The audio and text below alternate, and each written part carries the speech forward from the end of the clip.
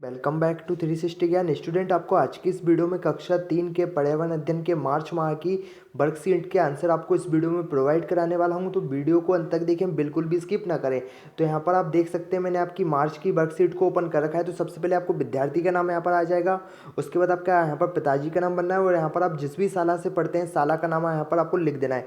यहाँ पर आपको कक्षा 3 लिख देना है। अब हम देख लेते हैं कि आपको किस तरीके के प्रश्न मार्च माह की वर्कशीट में पूछे गए हैं। तो हम यहाँ पर नीचे आते हैं, तो आपका जो पहला प्रश्न है जिसमें यहाँ पर पूछा गया है कि हम कुछ जानवरों को पालते हैं, उनकी देखभाली भी करते हैं। तालिका में कुछ जानवरों के नाम हैं जिन्हें पाला जाता है। तो दोस्तों यहाँ पर आप देख सकते हैं कुछ आपको यहाँ पर जानवर के नाम दिए गए हैं जो पालतू जानवर हैं।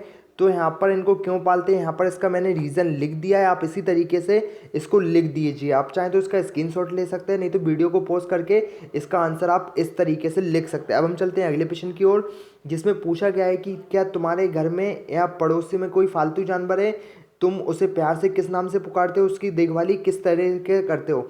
तो यहाँ पर दोस्तों आपके आस पड़ोस में कोई भी जो पालतू जानवर होता है, बहुत से लोग गाय पालते हैं, बहुत से लोग कुत्ते पालते हैं। तो यहाँ पर मैंने जो लिखा है कि हाँ हमारे पड़ोस में एक कुत्ता है, हम उसको जैकी कहकर बुलाते हैं और उसे रोटी देते हैं। तो इस तरीके से आपको इसका आंसर लिख देना है। अब हम चलते हैं अगले प्रश्न की ओर। तो प्रश्न नंबर 2 में दोस्तों यहाँ पर आपको देख सकते हैं पूछा गया है कि नीचे दिए गए चित्रों में देखकर उनका अवलोकन करें और बताएं कि यह किस तरीके के घर हैं तथा इन्हें बनाने में किन किन सामग्री का उपयोग होता है।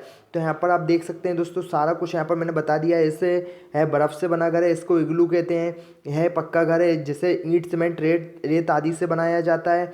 तो इस तरीके से दोस्तों आप इनका आंसर लिख लीजिए। आपको मैं दोबारा कह रहा हूँ कि आप स्क्रीनशॉट ले लीजिए, नहीं तो आप वीडियो को पॉज करके इसका आंसर लिख सकते हैं। यहाँ पर आप देख लीजिए। उसके बाद आप चलते हैं प्रश्न नंबर 3 की ओर, जिसमें पूछा गया है कि इन कामों के लिए आप कहाँ जाएंगे। पहला है कि सब्जी लेने के लिए आप कहाँ जाते हैं, या तो बाजार जाएंगे या तो सब्जी मंडी जाएंगे। उसका दूसरा है कि इलाज कराने का कहाँ जाएंगे, आप अस्पताल। तीसरा है डाक भेजने के लिए आप कहाँ जाएंगे, डाकघर। पेट्रोल भरवाने के लिए कहाँ जाएंगे, आप पेट्रोल पंप। पढ़ने के लिए कहाँ जाते हैं, स्कूल। तो इस तरीके से आपको इसका आंसर लिख देना है। अब हम चलते हैं प्रश्न नंबर 4 की ओर, जिसमें पूछा गया है कि तुम गेंद से खेले जाने वाले कितने खेलों को जानते हैं, उन खेलों की सूची बनाओ। तो आपको पता है कौन कौन सी गेम है जो गेंद से खेले जाते हैं, जैसे क्रिकेट को खेला जाता है, टेबल टेनिस, हॉकी, टेनिस। इस तरीके से आपको इसका आंसर लिख देना है। उसके बाद आता है आपका प्रश्न नंबर 2, आप किन किन किन वाहनों में बैठे हो, किन्हीं 3 वाहनों के नाम लिखिए, कार, बस, ट्रेन। इस तरीके से आपको इसका आंसर लिख देना है। और अगर आप जिस भी वाहन में बैठे हैं आप उसका आंसर यहाँ पर लिख सकते हैं। अगर आप एरोप्लेन में बैठे तो यहाँ पर आप एरोप्लेन भी लिख सकते हैं। उसके बाद आता है आपका यहाँ पर प्रश्न नंबर 3, जो पूछा गया है कि जो लोग बोले या सुन नहीं पाते वे अपनी बातों को कैसे समझ पाते हैं। तो इसका मैंने सिंपल सा आंसर लिखा है, वह लोग अपनी बात लिखकर या इशारों से समझाते हैं। तो इस तरीके से आपको इसका आंसर लिखना है। उसके बाद आता है आपका क्वेश्चन नंबर 4, जिसमें पूछा गया है कि अगर आपकी आंखों पर पट्टी बांधी जाए तो आप छूकर किन किन चीज़ों को पहचान सकते हैं। तो जैसे आपकी आंखों पर पट्टी बंधी है तो आप क्या क्या पहचान सकते हैं, किताब पहचान सकते हैं, पेंसिल, बैग, कॉपी आदि और बहुत सी चीज़ें जिनको आप आसानी से पहचान सकते हैं। उसके बाद आता है आपका यहाँ पर क्वेश्चन नंबर 5, जिसमें पूछा गया है कि आपके द्वारा खाए जाने वाले कोई 5 फलों के नाम, आम, केला, अनार, संतरा, पपीता। और आप जो भी खाते हैं उसका नाम यहाँ पर लिख सकते हैं। उसके बाद आता है आपका क्वेश्चन नंबर 5, जिसमें यहाँ पर आप देख सकते हैं आपको कुछ यहाँ पर आकृति दी गई है जिसके आपको यहाँ पर नाम लिखना है। तो यहाँ पर मैंने इन सभी के नाम लिख दिए, आप इसको यहाँ पर लिख लीजिए। अब हम चलते हैं अगले प्रश्न की ओर। प्रश्न नंबर 6 आपका दोस्तों क्वेश्चन नंबर 5 का जो दूसरा है उसमें एक और ऑप्शन दिया गया है कि आप अपने घर से स्कूल कैसे जाते हैं, 4 पहिया वाले किन्हीं 2 वाहनों के नाम लिखिए। तो यहाँ पर मैंने इसका सिंपल सा आंसर लिखा है, हम अपने घर से स्कूल पैदल जाते हैं और 4 पहिया वाले जो 2 वाहन हैं वे हैं बस और कार। तो यहाँ पर दोस्तों ऐसा नहीं है कि आप इसी को लिखिए, आप अपना मतलब जिस भी वाहन से जाते हैं, बहुत से स्टूडेंट अपने पापा के साथ बाइक वगैरह से जाते हैं, तो उस तरीके से आप इसका आंसर लिख सकते हैं। अब हम चलते हैं क्वेश्चन नंबर 6 की ओर, तो जिसमें यहाँ पर आपको एक पिरामिड दिया गया है जिसमें स्थानों को सही क्रम बनाता है, उसके अनुसार उनके नाम पिरामिड में लिखे। तो यहाँ पर देख सकते हैं, यहाँ पर मैंने लिखा है पहले पे आएगा मोहल्ला, मतलब काफ़ी छोटा एरिया होता है, गांव या नगर उससे थोड़ा बड़ा होता है। उसके बाद यहाँ पर आता है विकास खंड या तहसील है, थोड़ा और बड़ा होता है। उसके बाद आता है आपका जिला जो काफ़ी ज़्यादा बड़ा होता है। उसके बाद आता है आपका प्रदेश। तो इस तरीके से आपको इनका यहाँ पर आंसर इस तरीके से आपको इस जो पिरामिड दिया है इसमें यहाँ पर आपको लिख देना है। उसके बाद हम चलते हैं क्वेश्चन नंबर का यहाँ पर पूछा गया है क्वेश्चन नंबर 6 में कि तुम किस राज्य में रहते हो। तो आप सभी यहाँ पर मध्य प्रदेश से बिलोंग करते हो, तो आपको यहाँ पर मध्य प्रदेश लिख देना है। तीसरे वाले में पूछा गया है कि तुम्हारे जिले का नाम क्या है। तो दोस्तों आप जिस भी जिले से बिलोंग करते हैं उसका नाम यहाँ पर आ जाएगा। जैसे विदिशा से बिलोंग करते हैं तो विदिशा लिख दीजिए, भोपाल से हैं तो भोपाल लिख दीजिए, और जिस भी जिले से हैं आप उसका नाम यहाँ पर आपको लिख देना है। उसके बाद आता है यहाँ पर तुम्हारे विकासखंड या तहसील का नाम क्या है, तो आप जिस भी विकासखंड या तहसील है वहाँ उसका नाम यहाँ पर आपको लिख देना है। उसके बाद आता है आपका ई वाला, अपने मोहल्ले का नाम लिखो जिसमें तुम रहते हो, तो आपके मोहल्ले का जो भी नाम है आपको उसको यहाँ पर लिख देना है। अब हम चलते हैं अगले प्रश्न की ओर। तो दोस्तों आपका जो प्रश्न 7 में आपका प्रोजेक्ट वर्क है जिसके लिए आपको 20 अंक मिलेंगे।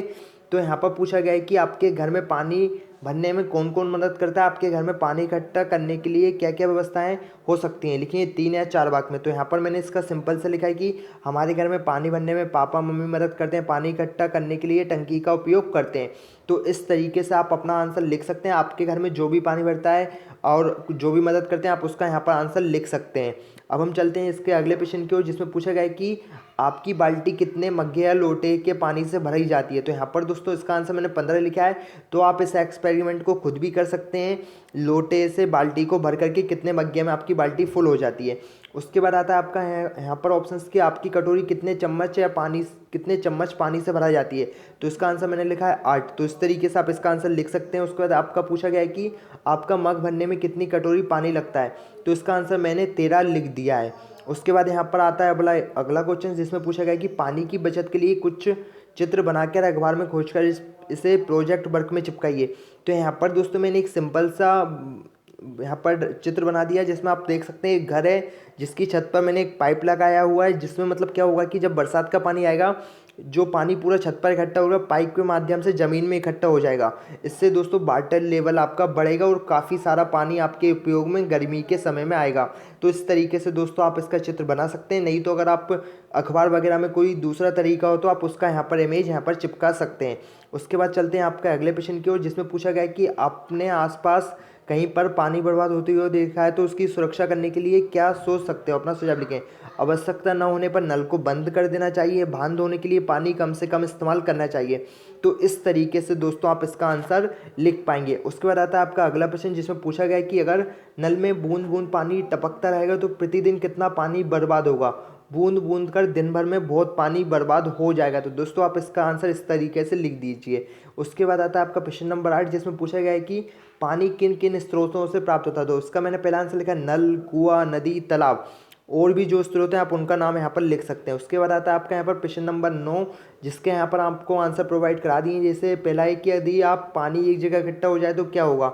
तो यहाँ पर यदि जल एक जगह इकट्ठा हो जाएगा तो जल दूषित होने लगेगा और मच्छर पनपने लगेंगे। तो इस तरीके से आपको इसका आंसर लिख देना है। इसी तरीके से आपका प्रश्न नंबर 10 पर पूछा गया है कि पानी की कमी होने पर लोगों को क्या क्या परेशानी होती होंगी। तो इसका आंसर है यहाँ पर आप लिख दीजिए। दोस्तों काफ़ी ज़्यादा सिंपल सा पेपर है। आपको यहाँ पर सारे कुछ आंसर मैंने कक्षा 3 के पर्यावरण के मार्च माह की वर्कशीट के बता दिए हैं।